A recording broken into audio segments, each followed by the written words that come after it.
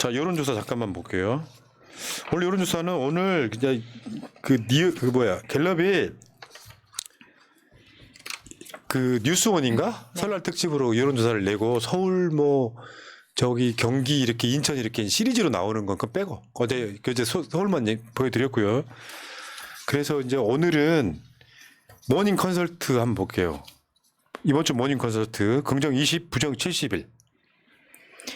또 꼴찌에서 네 번째 그대로네요. 정말 네. 기시다는 부동의 꼴찌를 지금 몇 주째 하고 있습니다. 저렇게 하는 것도 쉽지 않을 텐데. 네. 자, 그리고 이거는 그냥 보셨고 어제도 말씀드렸지만 총선 여론조사가요. 최근에 보시면 전화 면접 조사만 쏟아져요. 어제도 제가 말씀드렸지만 민주당한테 불리한 조사만 쏟아집니다. 어떤 경우는 뭐 어떤 지역구에 누가 이기고 있더라부터 시작해서 장난 아니거든요. 믿고 걸으세요. 전화 면접 조사 저번에 기억하시겠지만 여론조사 협회가 두 개가 있어. 예. 전화 면접만 하는 사람들이 있고 자동응답 하는 사람들이 있어. 얘네들이 무슨 이유 때문인지 앞으로 자기 회원사들은 전화 면접만 하자고 결의를 했어. 대형 언론사들이 애들한테만 의뢰를 해. 전화 면접 조사 그냥 믿고 걸으셔도 돼요. 심지어 이번에 나온 여론조사 중에 설 특집이라면서 유선 10%가 끼어 있는 여론조사까지 있어요. 그래서 이제 여론조사 꽃에서는 두 가지를 동시에 계속 하잖아요. 제일 돈을 많이 들여서 어디에서도 하지 않는 누구도 의뢰하지 않는데 자기들이 자기 돈 들여서 구독자들의 도움을 바탕으로 해서 그렇게 하고 있지 않습니까? 그래가지고 전화 면접 조사가 왜 민주당한테 불리한지는 여러분 다시 한번 설명드릴게요. 이상한데 한동훈하고 이재명이 무슨 뭐 대선 지지율이 뒤집히고 이런 거 있잖아요. 일단은 여론조사를 자기들한테 유리하게 만들 방법이 많아요. 예를 들어서 젊은 층들 3, 4, 50대들 열심히 일하는 낮 시간대 여론조사 해버려. 거기다 유선 껴버려. 그런 과정을 거치면서 또 민주당 자체가 전에도 말씀드렸지만 윤석열이 폭정을 하면 사람이 물어보는 전화 면접에서는 자기 의견 표현 잘 못한다고. 이런 것들이 복합적으로 작용하는데 설날 민심을 띄우려고 전화 면접 조사가 홍수가 쏟아지고 있는 거예요. 믿고 걸으셔도 돼요. 저 믿으셔도 되고. 그래서 민주당에 불리한 여론조사가 쏟아져요. 설 민심을 뒤집어 보려고. 그런 장난질을 합니다. 내가 그래서 대선 끝났을 때 그랬잖아요. 민주당이 선거 진 이유 중에 하나가 여론조사도 있다. 왜냐하면 이재명이 앞선다고 하는 여론조사가 거의 없었잖아요. 계속해서. 근데 그 퍼센테이지가 박빙이 아니라 10% 15%까지 내버려요. 대선 뭐 한 1, 2주 남겨놓고 계속 그렇게 나온단 말이에요. 그러면 대선 전내하고 포기하시는 분들이 되게 많아요. 여기 안철수와 단일화 딱 꽂으면 선거 어떻게 이깁니까? 그래서 김어준이 여론조사 꽃을 만든 거예요. 정확하게. 그러니까 불리하더라도 여론 보려고. 그러니까 지금 전화 면접 조사 민주당한테 불리한 거 쏟아지게 만드는 거 있잖아요. 그게 의도가 있다는 거예요.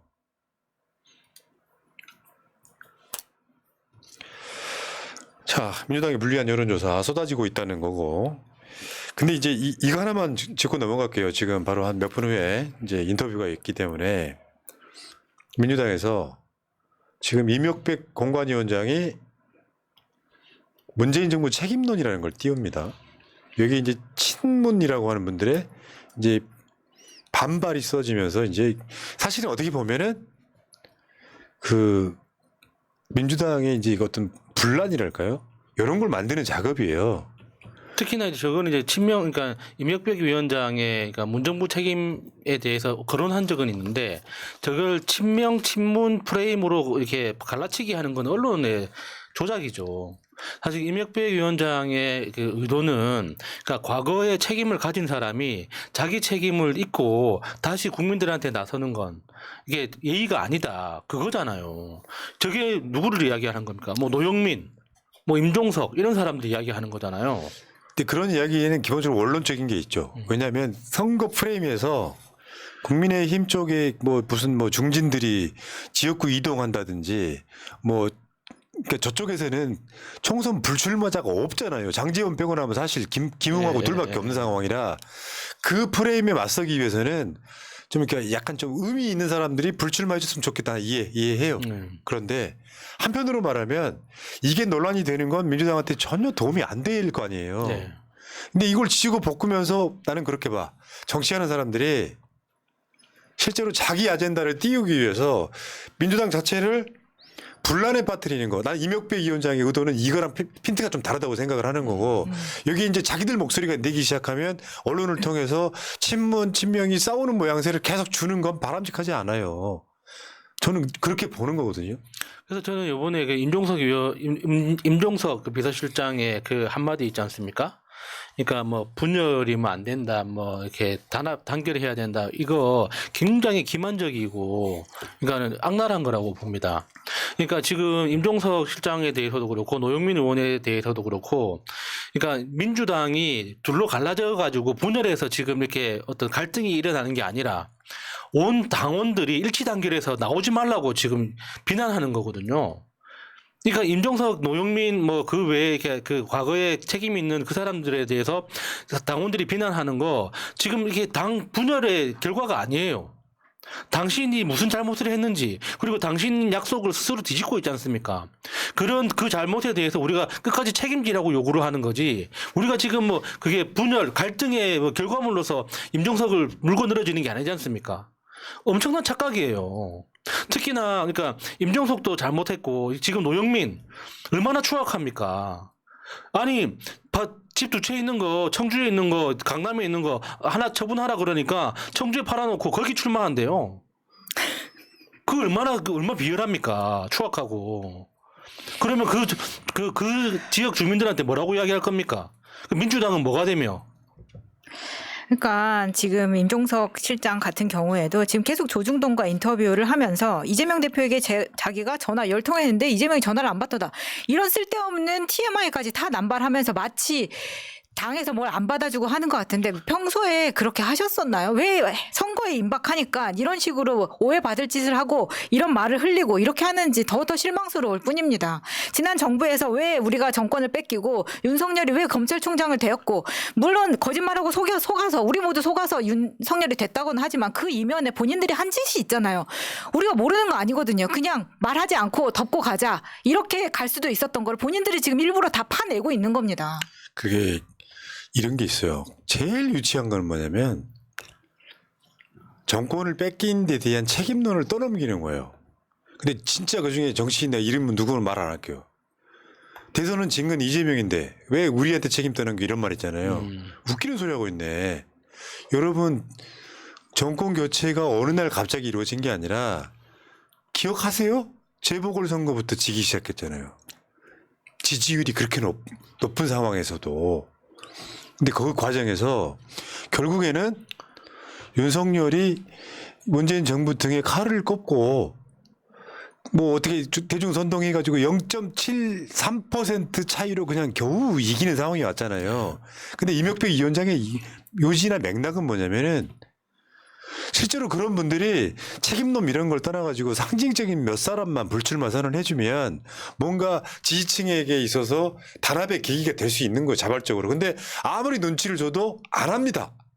그러니까 언론적인 이야기를 하는 거고 찔린 사람들이 나와가지고 계속해서 지고받고 네. 이런 상황이 되는 거라고 생각이 들고요.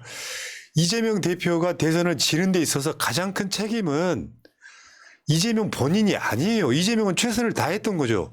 그렇게 많은 표 차이 여론조사로만 따지면은 0.73% 표 차이로 24만 표까지 쫓아 올라간 거 아니에요. 그건 이재명이 개인기가 맞고 나머지는 민주당이 선거를 계속 내리치는 과정에 있어갖고 이낙연이 사실은 선거 지는데 가장 큰 역할을 했다고 보는 게 일단 맞고요. 네.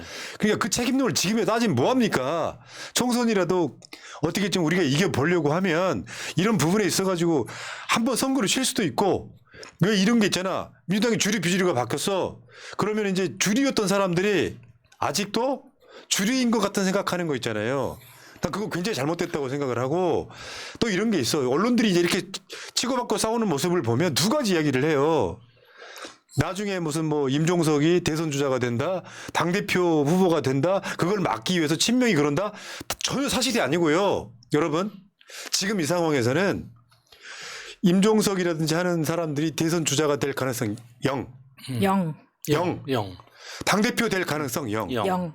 그러니까 이런 식으로 갈라치기 하는 건 중앙일보에 못 모르는 기자들이 하는 거고 문제는 그 빌미를 주지 말고 조금이라도 뭔가 양보를 해야 된다고 생각해요. 특히나 그 임종석 그 실장한테 하고 싶은 얘기가 그러니까 임종석 실장이 지난 그 대선 이후에 그러니까 정계 은퇴 선언을 했지 않습니까? 그렇죠. 정계 은퇴 선언을 하고 첫 번째 선거입니다. 그러니까 내 말은 그러니까 최소한 정계 은퇴를 번복하려면 선거 한 번은 건너뛰어야 되는 그렇지. 건너뛰는 그 정도의 좀 뭔가 그림은 나와야 되잖아요.